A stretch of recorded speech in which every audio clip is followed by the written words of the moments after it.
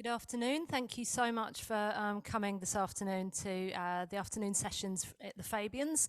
Today we're going to be looking at Rising to the Challenge, the future of good work with the Labour Party.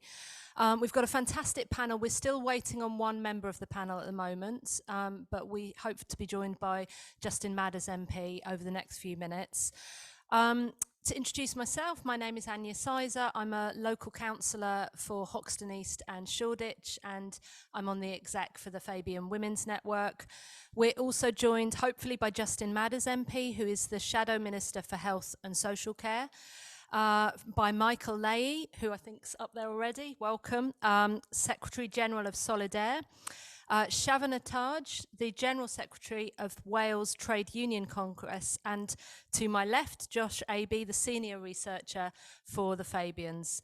So it's going to be a really interesting session today, looking at, I think, a lot of the themes that have been brought up anyway throughout the day, through many of the speeches and many of the sessions already. Looking forward to hearing from you all and all the questions that you'll bring. And I think what we'll do now is just open up to each of the panelists, who have around 5 minutes each to discuss some of the themes around the world of work and some of the hopes and fears going forward. So we'll start with Mikael, if that's all right. We're still waiting on Justin, so we'll start with you, Mikael, if that's all right, to put you on the spot. And we'd love to hear from you for the next 5 minutes or so. Thank you. Thank you very much, and I hope you can hear me well. My name is Mikael Leyi, as was said, Secretary General of SOLIDAR, representing more than 50 progressive civil society organizations across Europe. And let me first thank you in the Fabian Society, FEPS, and all the collaborators behind this important New Year's event for the kind invitation to address you on this crucial topic. My 5 minutes will be based on some of the work that we've been doing over the past 2 years in relation to the pandemic, some of the advocacy work that SOLIDAR has been pushing within our progressive family, as well as at the European stage. And it's based on a realization that we in the current global health crisis have seen existing inequalities, including in job security, income security, and job quality grow, and new inequalities appear. The COVID revealed the brutality of pre-existing inequalities and exacerbated them, essentially. At the same time, we have seen during the course of the pandemic how societies with accurately funded, universally accessible and capacitated health and care systems and services, as well as strong social partners and mechanisms for social dialogue, to a greater extent than their downsized and starved partners, did fairly well. And this is also true in a slightly different way for the differences and inequalities of the job market. As people with quality jobs and possibilities to adapt swiftly to changing material and digital circumstances easily shifted their everyday lives, both in terms of their work and private life, while frontline workers and precarious workers risked their lives performing life-saving tasks or simply found themselves sick or without a job. The pandemic gave us all, in this regard, a common reference point, a global one, a shared experience, even if we lived through it in very, very different ways. And I would say in this regard, it offers a possible source of a globally shared experience to the limitations of the current economic system and the need for bolder progressive policies in the labor market and elsewhere. The pandemic also became a springboard for the digital transformation and pushed many activities online in an unprecedented pace. It expanded and magnified new worlds of work.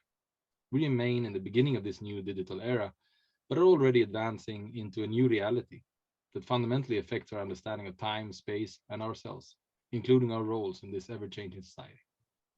It defines how we socialize and what we read, discuss, and in the end think and believe. And it defines our consumer and work patterns and offers new possibilities as well as risks. The quick rise in platform work is a case in point in this regard, facilitated by the digitalization, exacerbated by the pandemic, and expanding with legislation running behind. SOLIDAR and FEPS just finalized a study called Working for Nothing in the Platform Economy on platform work, exploring the gray areas of unpaid work that occur under these new work regimes and that the part that this plays in reinforcing exploitation and precariousness. The acceleration and growth of platform work highlight the need for national and European social dialogue and regulatory cooperation to provide decent work and decent wages, to improve legal frameworks and guarantee better conditions for workers in these times. Without it, we will continue to reinforce the precarious working conditions and low pay, the exploitation and vulnerability experienced by many platform workers today, as well as risk further undermining existing labor laws and protection schemes already in place. One can conclude, I would say, that the labor market is the center stage for many of today's ongoing and dramatic social challenges. And it is key to develop policies that adequately addresses them to make workers and local communities feel reassured that society is there for them. We need active and comprehensive labor market policies that are able to build the resilience of workers through enhanced social welfare schemes, improved pensions and insurances, compensation mechanisms, reschooling, retraining, and rehiring. And we need to do all that at the same time as we define a new world of work catered for a sustainable future. We are living in times of tremendous transformations, more rapid in many ways than ever before in human history, I would say. Through an ever more entangled globalized economy and world, a digital revolution that redefines our very existence, and a climate emergency that threatens our place on this planet. Major changes and transformations are upon us and will only increase over the coming years, no matter if we decide to do nothing now or if we do our best to meet them.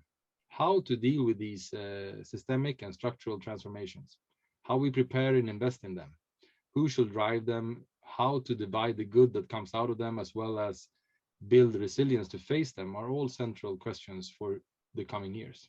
The answer to them will define whether we will see a steady decline in access to jobs and their quality or not. And I would say we have now an opportunity as progressives to use these globally lived lessons from the pandemic in a way that puts us on a sustainable path towards a future where job quality, access, and abundancy go hand in hand with environmental sustainability and digital ingenuity. I was asked whether I'm optimistic about the prospect of this happening, and maybe it's a good time to be cautiously optimistic about our chances to win this future for us all. Thank you.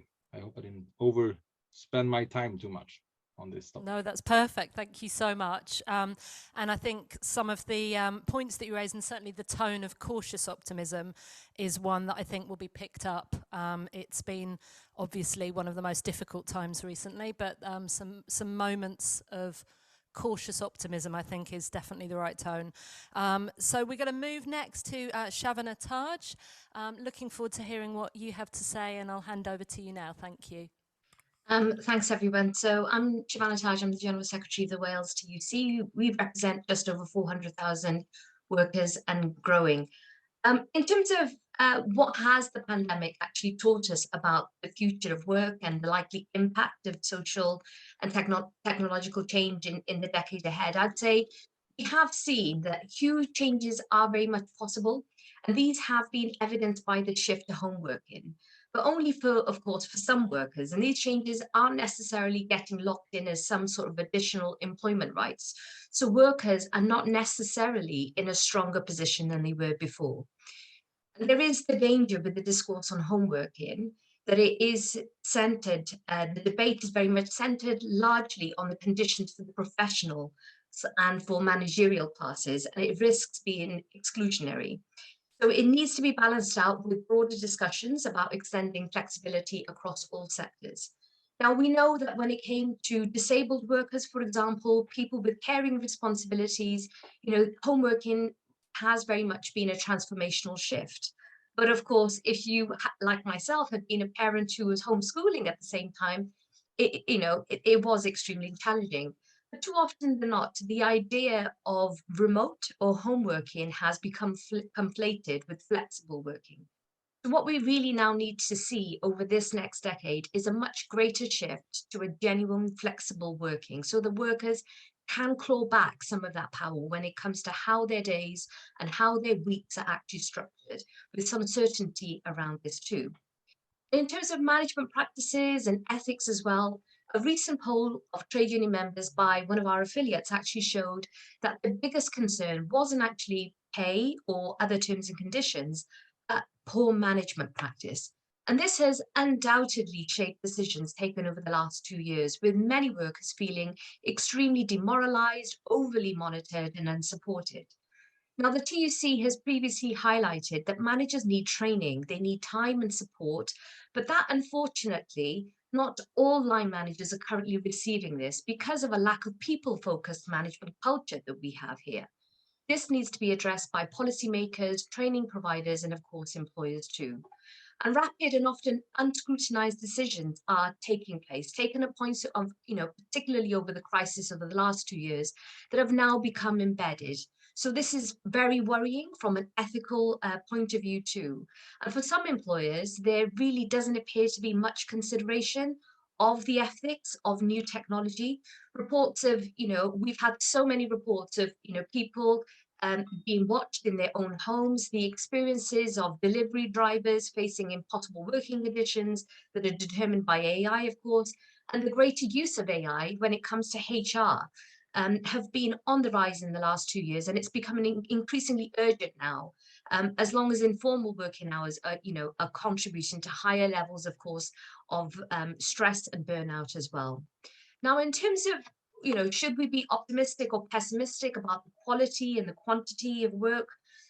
We're relatively optimistic about the quantity of work. I mean, the furlough scheme has been an example of what social partnership could look like. The idea that government, employers, and unions working together can achieve something has protected so many jobs. We haven't seen the unemployment crisis yet, of course, that could have occurred during this pandemic.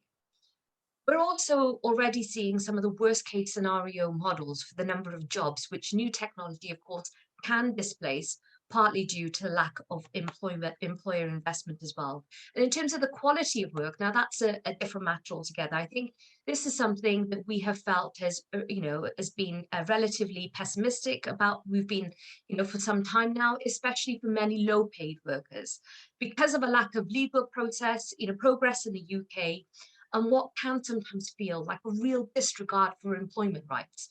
So it's not simply, it's not a simple picture. Increases in the statutory minimum wage have clearly made a difference to many low-paid workers. But at the same time, the enforcement activity around this remains woefully underfunded and is linked, of course, to the immigration system, which urgently needs to end. So I think it's also the hollowing out of expectations in relation to work, which worries us about the future. So often the idea of good work is simply reduced to whether or not, an employer is paying the voluntary living wage, or at least that they're offering some kind of fixed hours as well. And of course, when it comes to sick pay, that's a particularly striking example of the gaps in our social security system in the UK. As has often been restated during the crisis, we know that we have one of the worst sick pay systems amongst the OECD countries. And despite the obvious and overwhelming case for reform, both in terms of tackling the spread of the virus and on social justice grounds, we've seen no action on this from the UK government. And if they don't tackle this during the pandemic, then there's, real little ground for optimism that it will be addressed and improved in the near future as well. So we want to see a shift back to the language of rights, the role in which universal minimums can play in improving the experience of varied, of a variety of low-paid workers, but also to the role in which the right to join a union and collective voice can play in work standards as well. And just to quickly mention, I mean, over the last year or so, I've personally witnessed a real uptick in industrial activity by unions, organizing in low-paid sectors in particular. And this week, unions, have actually negotiated and convinced Welsh government to double the grant support available to taxi drivers and freelancers that have been affected by some of the COVID restrictions. And we've seen some excellent deals struck by unions representing bus drivers and manufacturing workers who were faced with unacceptably, low-paid offers. So this does give me a little bit more optimistic view, and hopefully that workers in other sectors as well will find their industrial strength to secure their fair share. Thank you. Thank you so much. That was really, really helpful. And again, cautious optimism, very welcomed. But the one word that I kept thinking of when you were speaking was safeguarding, and specifically who's pushing the safeguarding? Who is it that will be working out the logistics, the support, and enshrining those rights? And if it's not us, who's going to be doing it? So that was a really helpful overview. Thank you. I think I'm going to hand over to Josh now. I presume we haven't got just in yet? No, don't worry. Josh, over to you, and looking forward to hearing what you've got to say as well. Thank you. Thank you very much, Anya. So yes, I'm Josh Abey. I'm a senior researcher at the Fabian Society, and yeah, one of my policy areas that I focus on is the future of work and labour markets. So it's great to be able to speak to people in the room and online about this stuff. So as I'm sure you'll agree, as you've chosen to come to this panel, it's an important moment in terms of the future of work and the world of work, and for what that future looks like for workers in the UK and in Europe. Decisions taken, or in some cases not taken now, are going to shape the next decade or more. But I think the way as you may have noticed, the way the news cycle is when it comes to the world of work at the moment and the kinds of headlines that we're seeing, it would be reasonable to kind of forget in some ways that this is the case. I think a lot of the emerging narrative over the last few months is that the labour market crisis that a lot of people expected to come from the pandemic is over in some ways. You know, the headlines have been about record numbers of vacancies in the economy, about workers achieving large pay rises in some sectors. Lorry drivers, we're looking at you. About generally the fact that unemployment did not rise as much as it was expected to, based on various projections nearer to the start of the pandemic. So all of this is of course true, these headlines aren't wrong. There's lots of good news, and I think as a labour movement it would be foolish for us to suggest that, you know, to pretend otherwise. But the point is that, and the point that we need to be making as the Labour Party and the Labour movement, is that there's much more to those stories than these headlines. There are genuine issues bubbling away under the hood of the labour market that pose real threats to workers in general, but low-paid workers in particular. So there are three key points I'd like to make sort of around what those threats are, but also what the opportunities that the left and the Labour Party has to address them. So the first point I want to make is about specifically some of the ways in which some of these good news stories mask some of the concerning developments that we are seeing at this stage of the pandemic for workers. So although we're not experiencing an unemployment crisis as such, what we are seeing is a participation crisis. So the numbers of people who are technically unemployed at the moment in the UK, meaning people who are without a job but looking for work, has fallen to almost pre-pandemic levels. That's good news. But there are now roughly 1 million people fewer participating in the labour market than the number that would have been participating based on pre-pandemic trends. So the main thing that's driving this is that a lot of people have moved into economic inactivity, which is people who don't have jobs but aren't looking for work either. That decline in participation is being driven by older people leaving the labour market, and most of those older people leaving the labour market are older women, and obviously I think that there's a big concern there around what that means for incomes and living standards from an equalities point of view. I think we should also be concerned about the reasons for which people are becoming economically inactive. So we now have more people who are inactive due to ill health than at any time since 2005. Early retirement rates have gone up, worrying rise in economic inactivity amongst young people who aren't in full-time education. So, you know, there's a number of things that the government should probably be doing that it's not doing around addressing these problems, and potentially, depending on how long these issues last, actions for an incoming Labour government to address. The government's plan for jobs isn't really doing anything for these people. You know, we need more targeted support that's visible and accessible in communities where people are, to reach out and help, you know, people in those groups that I've just mentioned rejoin the labour market, and make it easier for them to do so. Otherwise, we risk entrenching inequality on a number of dimensions. So my final 2 points are specifically about, as has been touched on already by the other speakers, about the ways in which new technology and automation are changing the world of work. And as has been said, these have become even more evident over the pandemic. So the first of these is about job quality, so the day-to-day experience of workers in their jobs. So I led the research on the Fabian Society's Commission on Workers and Technology, which carried out its work partly before but partly during the pandemic. And basically the finding was that, you know, the role of the role of new technology introduced in workplaces can, but doesn't have to, undermine working conditions. You know, as we've seen, it can enable precarious forms of work like gig work that typically comes with fewer social protections. It can increase workloads and the intensity and stress of work. And it can extend opportunities for employer monitoring and surveillance.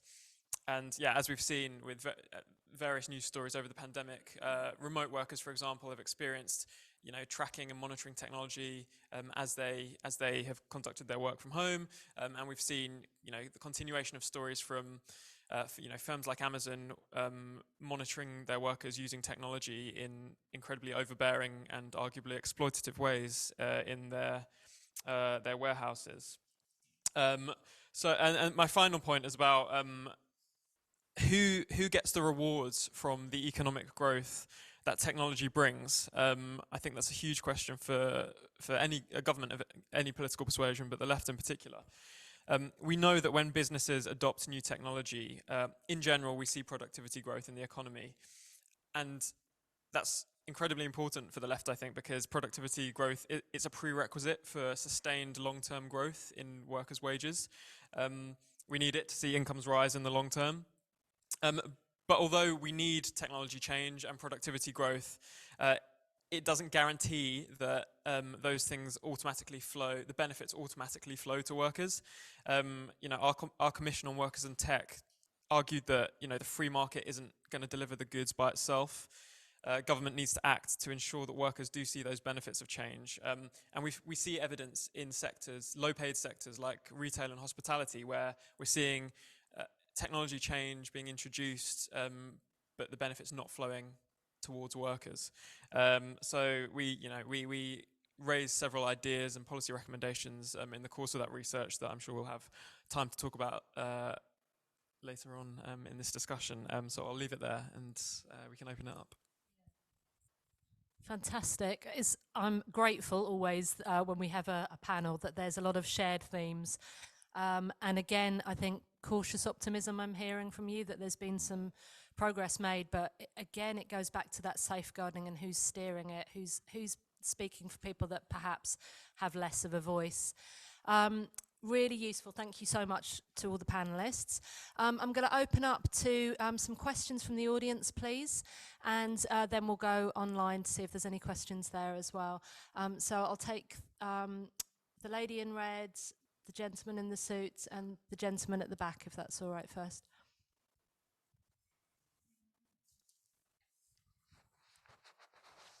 Hi, thank you for that. That's really interesting. I guess I'm mostly interested in the role of trade unions and all this, which Shavanah touched on, and how what the panel thinks that the future of trade union organising looks like in the immediate future, because obviously we've seen a lot of gains made in low-paid work sectors. Does the panel think that they're sort of back into ascendancy after a period of less inactivity, I suppose?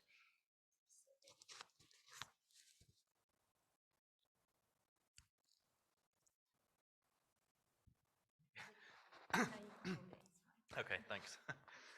Thank you, Jonathan Hinder. I just wanted to pick up on a comment that Liz Kendall made in Parliament last year. I don't know whether people know what's coming here, but basically, I'm sure she meant well, but what she said was you're better off stacking the shelves in Morrison's than you are being a care worker in the UK. And I know the point she was trying to make, but I actually think that's a really problematic statement, because what she's saying there is basically this fundamentally important job, and obviously the timing couldn't have been worse given the pandemic, is kind of like the stereotypical crap job, which she's using to compare to care workers. And I understand that we want care workers to be paid better, but I just wonder if the panel kind of share my concern that maybe as a party and a movement, we've sort of lost our kind of focus on work and kind of the importance of work, including those types of jobs, and are seen to sneer at some of the most important jobs in the economy.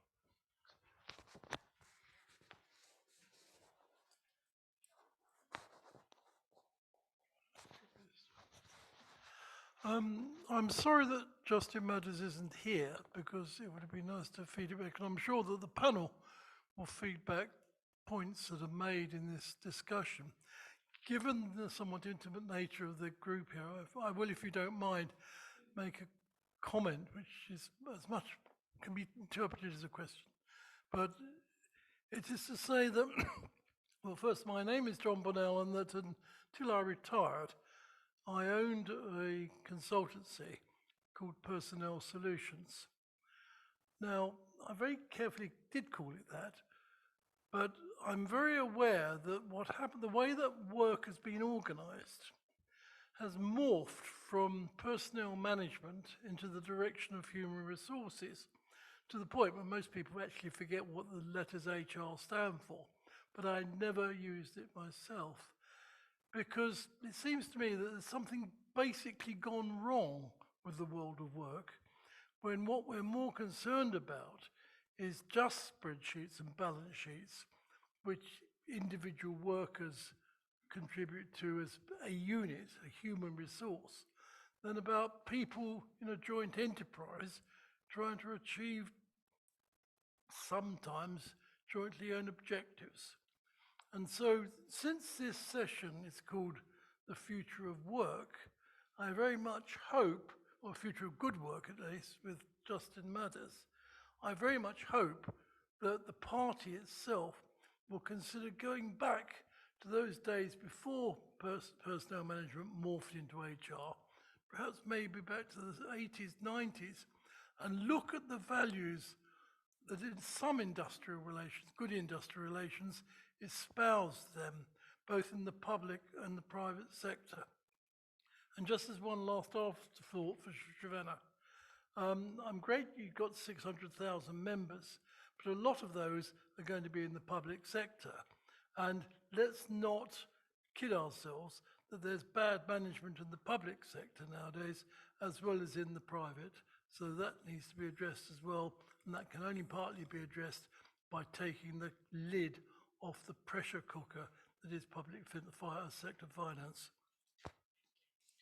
Thank you. Some really, really good questions, and I'm looking forward to hearing comments from the panelists about that. I'll hand over to you, Mikael. First of all, it'd be quite interesting to hear the bigger perspective on some of those issues, certainly around trade unions, and the hierarchy comment was very interesting about types of work. So yeah, any comments and thoughts on that? And then I'll hand over to you as well, Shavanah, if that's okay, before on to you.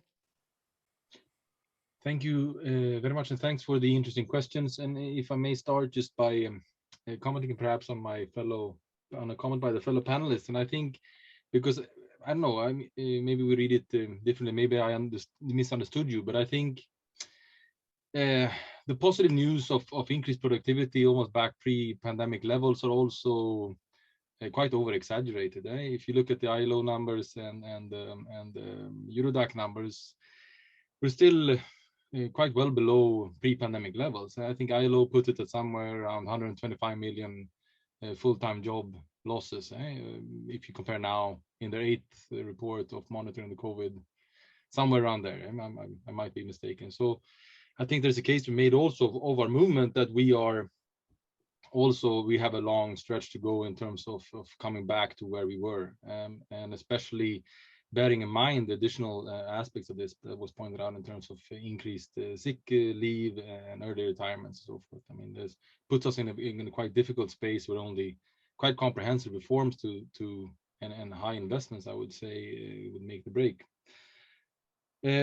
The IT and tech is something that the SOLIDAR and our SOLIDAR members have been looking quite a lot into, and I think there's maybe I just want to make a very quick remark, because the infrastructure for this, for the whole possibility of working from home, is privately owned by the global tech companies. And this is something that we need to quite cautiously monitor from the labor movement side, and develop answers to how to deal with this situation, and almost monopolistic situation from a handful of few companies, who by no accident also drives the global inequality levels by increasing their wealth share during the pandemic enormously, almost doubling it. If you look at the 5 richest in the United States, they almost doubled their wealth during the pandemic. So there are things like core aspects for a progressive movement to deal with in this regard. I think both in dealing with all the aspects of IT that was Shavanah was mentioning as well, in terms of increased possibilities of increased surveillance, to really make a different kind of balance act here, where we reap the fruits of the increased flexibilities of that the technology gives us, as well as countering the negative effects. Briefly, at the European level, I would say that I don't see this difference in hierarchy. To the contrary, I would say there's been a very, very strong focus by our progressive family, by the European Trade Union Confederation, as well as the International Trade Union Confederation, on the central role of care workers in this pandemic, and that we have to go beyond just applauding them for their great work and sort of thanking them with a pat on the back. We actually need to reevaluate the whole position of care work in our economies and in our societies. If you want to make an economy that works for people and planet, care is key to make this happen in a proper way, and that has to come with a reevaluation. This is then far beyond sort of, you know, an increased percentage point on the salary demands for a given quarter. It's then something much different. So I would say, at least at the European level, the debate there has been quite centered on how that could happen, and what needs to be done, and what role the Commission and Parliament could play here. TUs on the rise, I hope so. In Scandinavia, which I know most, we've seen a great influx in trade union membership during the pandemic. Almost as if people were reminded of the need for support in difficult times. I hope the pendulum doesn't swing back when people feel more safe again, and that we maintain these levels and can build on them. We've also seen some at the European level, I'm sure you know, some tensions also among the labor movement in terms of what should be the way forward, especially in the debate on minimum wages. There's been some quite difficult debates on how we should take this further. That can have a detrimental effect, I would say, on the strength and role and position of trade unions. And HR, I'm not sure, right? Maybe from my perspective, I think there is that aspect of it, the new public management aspect of it, turn everybody into units, of course, which is something we need to monitor carefully. But there's also this other aspect of the modern labor market, I would say, where, you know, putting really the individual worker at the center, at least for a white collar, I mean, not white collar, but white collar workers, sectors, management roles, and those kind of sectors where, you know, companies also, there's a new kind of competition in terms of what we can offer our employees in this regard. So maybe I have not as bleak of an image of what the transformation then, or the how this is transferred from HR, I mean, from personal management to HR then. Thank you. Thank you. I'm actually going to hold, I'm sorry, Shavanah, I know I was going to come to you next, but I can see that Justin Madders has joined us, which is great, and I want to give some time for you to speak. Thank you so much for joining us this afternoon. Really appreciate it. Everyone's had sort of 5 minutes to say their key points, and I'd love to give you that time as well, so that you don't feel you're thrown straight into questions, if that's okay. So we'd just love to hear some of your thoughts, some of the party's thoughts at the moment on this really, really important topic. Thank you. Yeah, well, thanks for inviting me today, and apologies for the late entrance. I'm afraid technology has proved a bit of a struggle today, which is no doubt something that we can touch on. So this is the first time that I've spoken publicly since taking my new role as a Shadow Employment Rights Minister. I'm very excited about the position. It's something I feel very passionately about. Creating a fairer and more secure workplace should be a central mission of any Labour government. But I'm also excited because actually we've already got in place a really good set of policies, what I probably think are the most comprehensive and radical set of employment right policies from the Labour Party in my lifetime. They're policies that, if we get to implement them, will make a real and tangible difference to people's lives by ensuring work is rewarding, fair and secure. And at that point, I'd like to just thank Andy McDonald, who played such a key role in putting together the Employment Rights Green Paper, which was launched a few months ago. He did a fantastic job in putting together such great policies, but for various understandable reasons, they haven't really percolated out into people's minds yet. So part of my job over the next year or two, or however long it is before the next general election, is to really do what I can to highlight the fantastic set of policies that we have got, and explain how they can make a real difference to people's lives, because I think we would say that a lot of the issues that we talk about don't have to be the way they are. And I think we do have a job actually to raise people's expectations, particularly young people, about what they can expect from their job. There's a whole generation of people out there who have grown up in non-unionised, unbalanced, disrespectful workplaces, getting shifts cancelled at short notice, only being offered 0 hours contracts, or just being worried about the consequences of them having to go off sick. We need to show them that it doesn't have to be this way, and actually we can build a much fairer and secure workplace. So as you no doubt have already touched on already, insecurity is endemic in many workplaces and has been ruthlessly shown to be the case over the last couple of years. And actually what it has also shown is that that template is actually self-defeating for individuals as well as it is for the economy overall. So bringing sick pay up to a level everyone can afford to live on, as well as making sure everyone is actually eligible to claim for it in the first place, is something that we would really be keen to implement. And when you've got Matt Hancock early on in the pandemic saying that he would not be able to afford to live on SSP yet, apart from a small inflationary increase, it's remained the same since then. It really shows you how little understanding there is in government of the impact this policy has on people's lives. And as I'm no doubt you've touched on already, the pandemic has really changed the way many people work, and the use of technology, when it actually works properly, has liberated many people from their offices. And it's probably too early to say whether those changes will become permanent, but it is likely that there will be a mix of home working, I think, in the future. But we shouldn't forget that actually there are still millions of jobs out there where they have to be done in person in the workplace. And of course, as much as technology can liberate, it can also subjugate as well. And there need to be clear limits on where the office ends and where the home starts. And that's something we need to look at as something as a priority for a Labour government.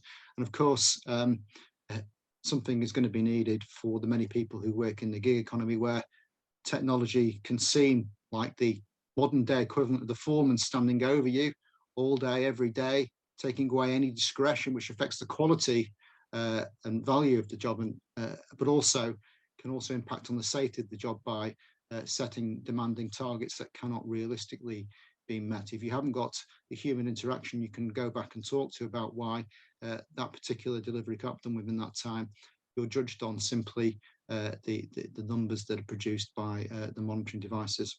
We're often told by people, usually people who don't do these jobs, that people do enjoy this flexibility, but I don't think people do enjoy having to drive for 12 hours straight without being able to take even a toilet break. So technology is being used not only to disrupt traditional working patterns, but also to disrupt traditional working definitions. And the app-based companies in particular have used this to denude people of their basic employment rights. And whilst the trade unions have done a fantastic job in using the courts to establish people who've been deliberately and incorrectly denied their basic rights, part of our vision is to create a country where this gaming of the system comes to an end, and hopefully put to bed once and all for all the false dichotomy that is often presented in these cases, that you cannot have security and flexibility. Anyone who is genuinely self-employed at a Labour government will continue to be so, but everyone else will get the same rights and protections as employees do, and they'll get them from day one. And the idea that you need 2 years to decide whether someone is suitable to work for you is an absolute nonsense. People make life-changing decisions based on their employment in these 2 years. So the 2-year qualifying period for unfair dismissal has got to go, because that just adds another layer of insecurity into an already insecure system. There are lots of other things in our green paper that we will flesh out over the next few months. Some will be quite straightforward to implement, such as ending unpaid internships, but others will actually need a lot of work. The introduction of fair pay agreements probably being one that will require considerable effort. But I think once we get that right, that will have the potential to dramatically change the lives of millions of people up and down the country. And I think a really good example of a sector that would benefit from that is social care. If we get that right, it will be a win-win. People's standards of living will improve, their working conditions will improve, but actually also it'll be good for employers because retention rates will improve, productivity will improve, and actually it'll be better for the people who are in receipt of social care. So that's something that we think is going to be a really important plank of a Labour government. So we've got to really try and win the argument with the public, and I think there is a lot of potential for this to be very well received, that actually good workplace protection, strong workforce support is actually good for everyone. It's good for individuals, but it's good for employers, and it's actually good for the economy. And I think over the next 12, 18 months, we'll be going out there to make that case. Fantastic. I'm so pleased you could join us with the technology. Some really exciting policy and suggestions and announcements there, and I really look forward to hearing that being shared with the public and hearing the reaction to it, because actually I think, picking up on a lot of what the panel has said, that's exactly what's needed at the moment, that kind of really robust, clear, concise framework. So that's wonderful, and I'm so glad you could join us. I'm just wondering if it's possible to see any of the questions online. Not at all. Okay, don't worry at all. Well, then it's back to the audience, which is great. We'll open up to the lady in the fantastic scarf. See, that's always great if you wear something and you want to be spotted. Brilliant. The gentleman here and the gentleman here. Thank you so much. Thank you. I just wondered what the panel's view was on what Labour Party policy should be on the skills gap. So we've got lots of unemployment, but we've also got a huge number of job vacancies, and people just don't have the skills to do those jobs. I work in business. I see businesses voluntarily offering to train people, but I don't see that as enough, and I think there should be policy on that basically expects employers to train people not actually employed by them to start with, but actually just in their communities, and then also train people in their jobs so that the lowest paid workers in those businesses can actually get promoted. You see people for decades in the same job, and actually should employers have pressure on them to train people to progress? Fantastic, thank you so much. I think it was your, yep. Absolutely agree with all of that as a former trade union rep. Just on this role, excellent to hear about these new rights for workers and the ability for trade unions, people to join unions, and the right for them to organise and so on. But the majority of people are not in big businesses, they're in small businesses. And so people who, particularly in low paid jobs, perhaps in a very small workplace, are going to find it very difficult to enforce. The trade unions clearly have a role, but we've got to be realistic. Even if there was a 20%, 25% increase in trade union members, there's still going to be the minority of people in the workforce, and they are concentrated in higher level jobs and professionals because they know the benefit of being in a union.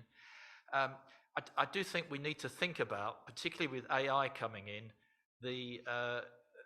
how locally trade unions and maybe local authorities or whoever can provide a support structure for workers to enforce their rights and also have some say in how things develop. I mean, hopefully it would be the extension of trade unions, but maybe in some places there are other groups that need to come up to support people.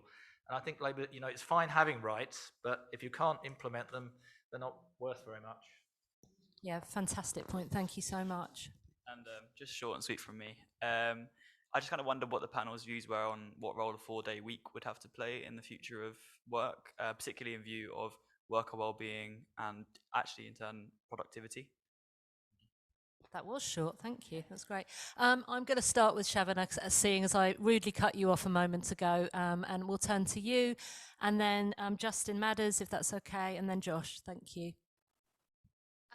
Yeah, so there's a lot there, and it's sometimes a bit difficult to pick which bit you want to cover specifically.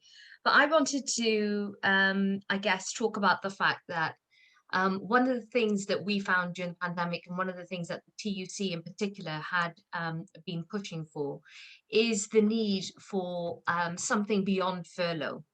Because, you know, as has been discussed, we don't necessarily know what, you know, at the moment, whilst things might be looking quite good in terms of the jobs market, what we do need to think about is the future. And one of the things that the TUC had been really pushing for and campaigning for is that, you know, we made the case that the UK should build upon actually the success of the furlough scheme, putting in place a permanent furlough scheme, like a short-time working scheme in particular, to deal with, of course, future periods of economic turbulence as well. We know that, you know, the UK is actually rare not having such a permanent scheme in place. We know that 23 OECD countries had short-time working schemes in place before the pandemic as well. And both the success of the furlough scheme in the UK and prior evidence from from Europe, including in the financial crisis, actually showed that short-time working schemes can play a valuable role in protecting both workers and businesses. We know that they save jobs, they protect workers' incomes, but they also limit the impact of crisis on inequalities and reduce recruitment and hiring costs as well.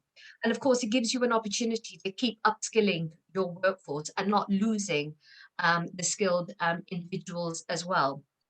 In terms of the some of the discussions and some of the questions that have come about in relation to shop workers and care workers, so I think, you know, for me, it would be remiss for me not to talk about shop workers specifically in relation to some of the work that Asdor Union had been doing, where they said that 8 in 10 shop workers had said that abuse had worsened during the pandemic as well. So whilst, you know, pay has improved when it comes to retail workers, actually the experiences in terms of some of the health and safety risks, particularly, as I say, some of the abuse the shop workers have been facing, both physical and verbal, has been on the rise as well. And that is part of the reason why the union has been specifically calling for some legislation to be introduced to protect shop workers. They've been urging the Prime Minister, the UK government, to create a new statutory offence of assaulting, threatening or abusing a retail worker. And in terms of care work is concerned, now here in Wales, you know, we are in a very unique position in comparison to other parts of the UK, in that we do have a Welsh Labour government. And because of devolution, they do have responsibility, of course, for social care and health as well. And as a result of that, what we have got here is we have got pay bargaining. Specifically, we have a social care forum that the Welsh government set up that brings together both employers, including those that provide care that's been outsourced to private, but also works with unions as well. And some of the key issues, you know, one of the good things that we have managed to do here, we now have a commitment to introduce the real living wage. But unions, of course, are saying that it's not just about the real living wage anymore, because we are seeing such a massive reduction in the number of people who are working in this sector as well. So it is about pay justice, of course, and having nationally agreed pay structures, but we also need to look at professionalizing the work as well, making sure that the social care sector, in England, for example, has a registration system in place like we do in Wales and Scotland and Northern Ireland. We have very clear national training standards as well, particularly because one of the things that workers continue to tell us is that there just doesn't seem to be any genuine career progression or, of course, respect for workers as well. The whole issue around safe staffing levels, that's extremely important again, that if you look again in comparison to retail workers, they very much talk about these issues as well. But we need national sectoral bargaining And of course, we need a national care service as well. So, some of the work that Justin has also mentioned, we're hoping we're going to be able to have those discussions within the Labour Party itself as well. And as far as learning and skills are concerned, of course, trade union learning reps have played a massive role in terms of supporting workers with learning and skills. And they also work, of course, with employers to ensure that the workforce receive appropriate training and support that they need as well. And as we move forward now with all of the technological changes that we are facing, but also, of course, the climate change, the climate crisis, and the opportunities that lie ahead, we need to make sure that no worker, of course, is left behind as well when it comes to, revolutionary changes that we are going to be seeing. And that actually, workers very much do benefit. We, of course, have been discussing the 4-day working week. It is a policy that the TUC very much supports. We are hoping that in Wales that, they say that, small is beautiful. But it does very much give you an opportunity to trial things like a 4-day working week. So, that's something that we've been discussing with the Welsh Government and working with the Future Generations Office and other social partners as well about looking to trial some of these issues. So, yeah, I think that, again, it goes back to for me, what is very important is that it's good to see that unions in the UK are now finally starting to better organise low-paid workers, because there has been a real division. We have very much focused our efforts on areas where we can access. Access remains a huge issue. We know that when it comes to, we need to consider really very much so the power structures and how that imbalance can be readdressed. We need a very clear plan, and we hope that when we have a UK government, that's run by the Labour Party, that we can actually restore effective industrial relations to UK workplaces that will, very much help vastly increase trade union membership and focus on collective bargaining coverage, raise up terms and conditions as well, and of course address all of the issues around union access, which is absolutely critical. Thank you so much. I'll hand over at this point then definitely to Justin Madders to pick up on that. Lots to do by the sound of it. I'd love to hear some of your comments on the questions. Yeah, well, I think probably just to start on the issue of the sort of awareness of people, the point that was made, well, not every workplace is unionised, and it is actually difficult for unions to get in there. Well, we're hoping that that some of the reforms that we'll bring in will actually make it a lot easier for unions to give that information out to employees. So what we're saying is on day one, employers will be obliged to inform employees of their right to join a trade union, and there will be hopefully a much more streamlined process for recognition. Appreciate still there's going to be lots of workplaces where there just won't be the numbers for that kind of process to work, but I would say actually what we need to do is go a step beyond that. Civil society, education, they all need to be much more prominent in actually advising people about their workplace rights. I think at the moment the web is a great tool for finding out your rights, but actually a lot of people don't even think that what they're presented with is a problem. So there is, I think, a great exercise that needs to be done to bring up a whole generation of people, really, to make them aware that actually it is okay to question what your employer is doing if the law is being broken, and actually we need to make sure that if they do that, there are no negative consequences for them. We're also looking at bringing in a single enforcement body, which will be able to bring prosecutions and civil proceedings on behalf of individuals for a whole range of potential issues such as health and safety regulations, minimum wage, discriminatory practices, and so on. And I think that will actually also really give people the confidence that actually when they raise a concern, there will be someone there on their side to take it forward, because I'd so agree with the questioner who said your rights are only as good as your ability to enforce them. And if you don't have a trade union, if you don't have the time and the resources to go to an employment tribunal, your rights don't really mean a great deal. And at the moment, we did some questions this week in Parliament. It's taking a year for a case to reach a hearing in an employment tribunal.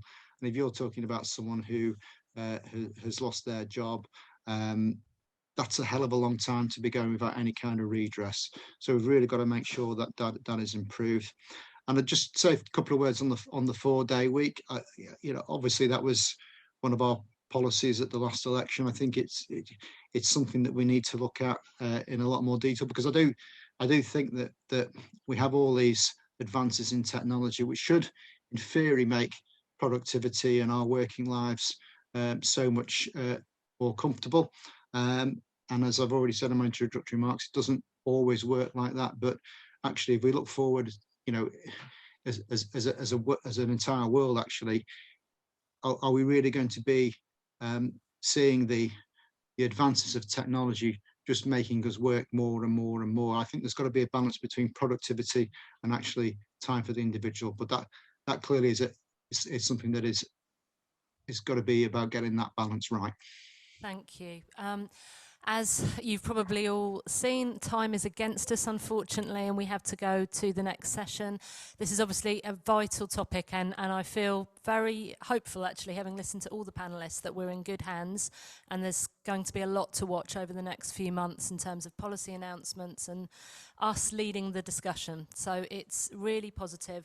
Thank you so much to all the panellists for joining us. Thank you to the audience, and enjoy the rest of the day at the Fabians. Thank you so much.